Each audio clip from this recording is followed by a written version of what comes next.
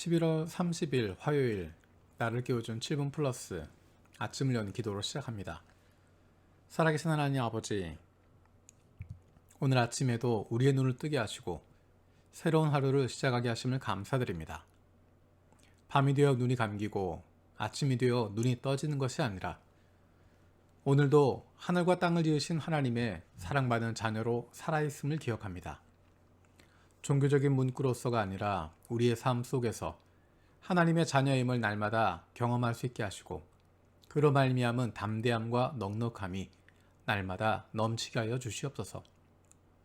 다른 조건들을 가지고 있기 때문이 아니라 내가 하나님의 사랑받는 자녀라는 것만으로도 감격하고 기쁨이 넘치는 하루가 되게 하여 주옵소서. 오랫동안 이어지고 있는 코로나 상황으로 견디고 버티기가 힘들고 어려운 상황 가운데 있는 교우들이 많이 있습니다. 하나님께서 피할 길을 열어주시고 도움의 손길을 주시고 힘을 더하여 주시옵소서. 일본의 정부 관리들과 지도자들이 국민들을 불쌍히 여기고 두려워하는 마음을 갖고 일들을 대할 수 있게 하시고 그들의 결정으로 인해서 국민들이 어려움을 겪지 않도록 보호하여 주옵소서. 우리 교회가 후원하고 있는 필리핀 임 선교사님과 터키의 김 선교사님을 위해서 기도합니다. 선교사님들을 통해서 예수 그리스도의 제자가 된 필리핀 그리고 터키에 있는 그리스도인들을 보호하여 주시고 어느 곳에서든 하나님의 사랑받는 자녀요 인도하심을 받는 백성으로 살아가게 하여 주옵소서. 필리핀에 터키에 떨어져 있는 것이 아니라 멀리에서 지리적으로는 떨어져 있지만 예수 그리스도 안에서 한 가족된 믿음의 형제된 우리가 기도하고 있음을 경험할 수 있게 하여 주옵소서. 우리 교회 중국부를 위해서 기도합니다. 중국부가 영혼 구원하는 교회가 되게 하여 주시고 가정교회로 전환하는 가운데 주님의 도우심이 있도록 그리고 재직과 성도들이 하나가 되게 하여 주시옵소서. 담당하는 표리용 목사와 곽대영 목사, 위둥 목사, 고테냐쿠 간사, 오레이엔 간사 성령으로 함께 하여 주셔서 늘 주님께서 주시는 마음을 품고 섬기게 하여 주옵소서. 우리 교회 선교 사역을 위해서 기도합니다. 영혼 구원에 힘쓰는 우리 교회가 되게 하시고 일본과 아시아, 세계 곳곳에서 이루어지는 영혼 구원을 위해서 힘써 기도하고 후원하는 교회가 되게 하여 주옵소서. 선교 사역을 위해서 기도하고 선교사들과 영혼들을 위해서 기도하는 기도의 발전소가 되게 하여 주옵소서. 하나님 말씀에 순종하며 살아가려고 결심하고 결단하지만 생각하지 않았던 일들로 때때로 마음이 무겁고 힘들고 시험에 들 때가 있습니다. 전에는 별다른 어려움이 없었는데 하나님 앞에서 올바르게 예수님을 닮은 거룩한 삶을 살고자 결단하고 그렇게 한 걸음씩 걸어가려고 하니까 전혀 생각하지도 않았던 일들이 생기게 되고 그것들 때문에 마음이 힘들어져 주춤하게 될 때가 있습니다. 하나님, 눈을 뜨고 주님을 바라보게 하시고 그 악한 영의 유혹을 이기고 일어설 수 있는 힘을 주시옵소서. 혼란케 하고 어렵게 하는 어둠과 속임의 영을 거룩하신 성령의 능력으로 이겨낼 수 있도록 붙들어 주시옵소서. 사랑하는 부모님과 가족의 구원을 위해서 기도합니다. 마음껏 찾아가지 못하고 자유롭게 만날 수 없지만 사랑하는 가족을 위한 기도는 멈추지 않습니다. 좋은 친구, 좋은 이웃을 보내주셔서 너무 늦지 않게 사랑하는 부모님들이, 가족들이 예수님을 만날 수 있는 은혜를 주시옵소서.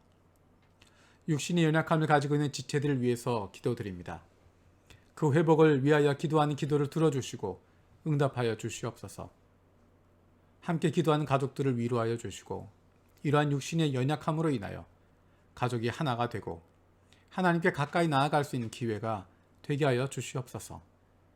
믿음을 잃어버리지 않게 하시고 확신을 가지고 감사함으로 간구하게 하여 주시옵소서. 못된 암세포들 예수 그리스도의 이름으로 사라지게 하여 주시고 치료의 광선으로 저들의 아픈 부위를 비추어 주시기를 원합니다. 예수 그리스도의 치료의 손길로 안수하여 주시고 새로운 세포들이 소생하게 하여 주시옵소서. 수술을 앞두고 있고 수술을 받고 회복을 기다리고 있는 교우들이 있습니다. 하나님 그들을 불쌍히 여겨주시고 그 육신의 회복이 속히 이루어질 수 있도록 그리고 가족들의 마음을 위로하여 주시옵소서. 오늘도 우리를 향하신 하나님의 음성을 듣게 하시고 그 말씀 앞에 결단하고 순종하며 살아가길 원합니다. 말씀을 듣고도 행하지 않는 삶이 아니라 주님 말씀대로 실천하며 살아갈 수 있는 하나님의 백성들이 되게 하여 주시옵소서. 감사드리고 예수님의 이름으로 기도드립니다. 아멘. 지금부터 성탄절까지 기간이 대강절, 대림절 기간입니다.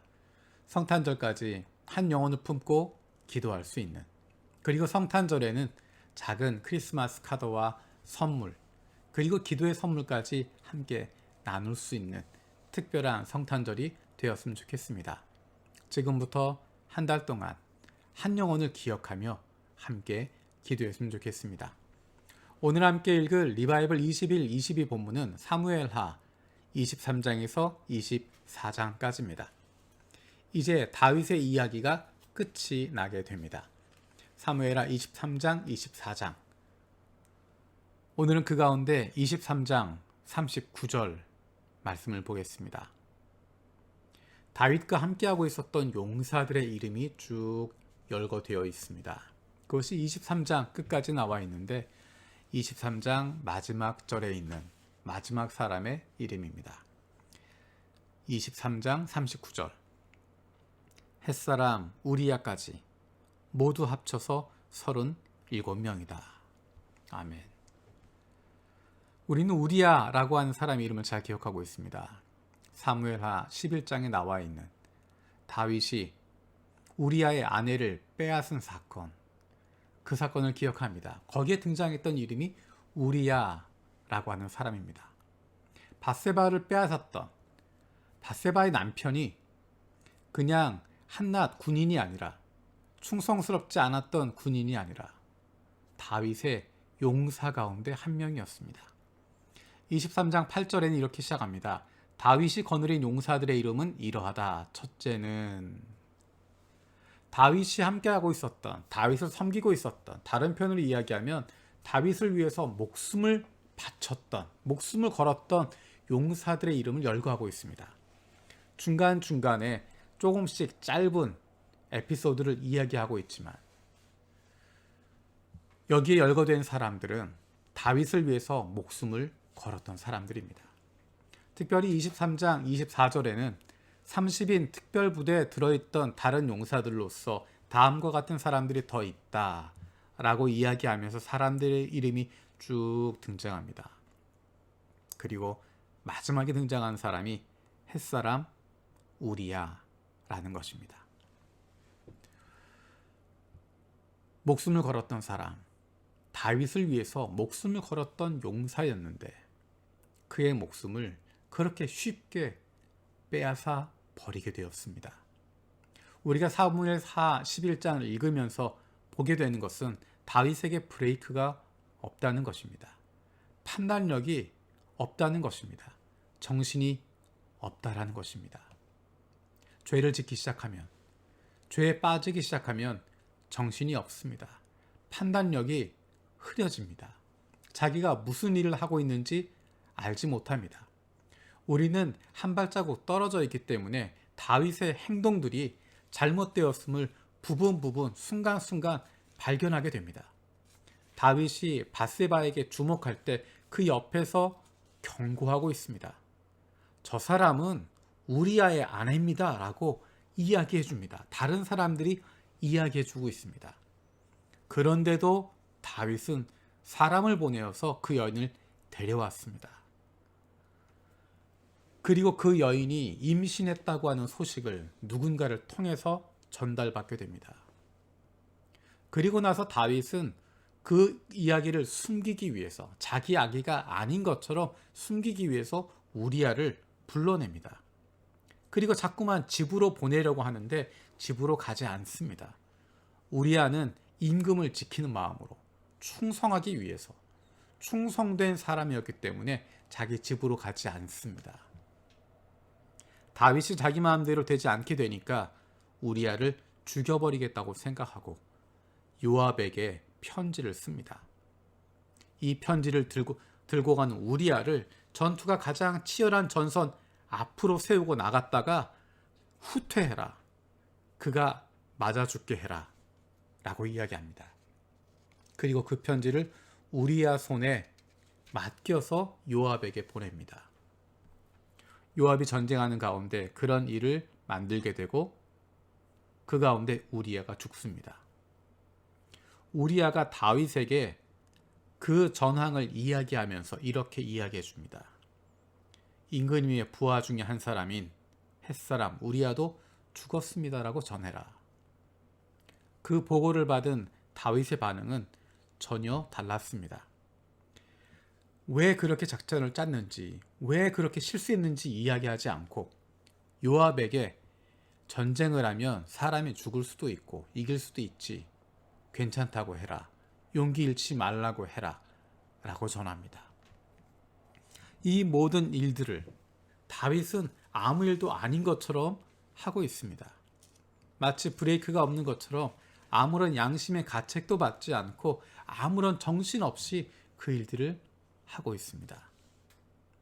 아마도 나단 선지자가 와서 지적하고 나서야 지나고 나서야 깨달았을 것입니다. 어쩌면 시간을 두고 그 이후에 실감했는지도 모르겠습니다. 아, 내가 저질렀던 죄가 이만큼 깊이가 있었구나. 이만큼까지 깊은 상처를 남겼구나. 여기까지 상처를 남기게 되었구나. 시간이 걸렸는지 모르겠습니다. 사무엘하를 마무리하면서 23장 39절에 햇사람 우리야의 이름이 다시 한번 기록된 것을 보면서 다윗이 얼마나 잘못한 것인지, 얼마나 판단력이 흐려져 있었는지, 얼마나 정신이 없었는지를 다시 한번 기억하게 됩니다. 그렇기 때문에 날마다 하나님을 떠나지 않도록 하나님과 함께 동행하는 것이 얼마나 중요한지를 다시 한번 깨닫게 됩니다. 또 한 가지는 우리야의 충성, 그가 충성을 다해서 다윗을 섬겼던 것, 다윗은 기억하지 못하더라도 하나님께서 그의 충성을 기억해 주실 것입니다. 주님께서 가르쳐 주신 기도로 마치겠습니다. 하늘에 계신 우리 아버지여, 이름이 거룩히 여김을 받으시오며 나라가 임하시오며 뜻이 하늘에서 이루어진 것 같이 땅에서도 이루어지이다. 오늘 우리에게 일용할 양식을 주시옵고 우리가 우리에게 죄 지은 자를 사하여 준 것 같이 우리 죄를 사하여 주시옵고 우리를 시험에 들게 하지 마시옵고 다만 악에서 구하시옵소서. 나라와 권세와 영광이 아버지께 영원히 있사옵나이다. 아멘.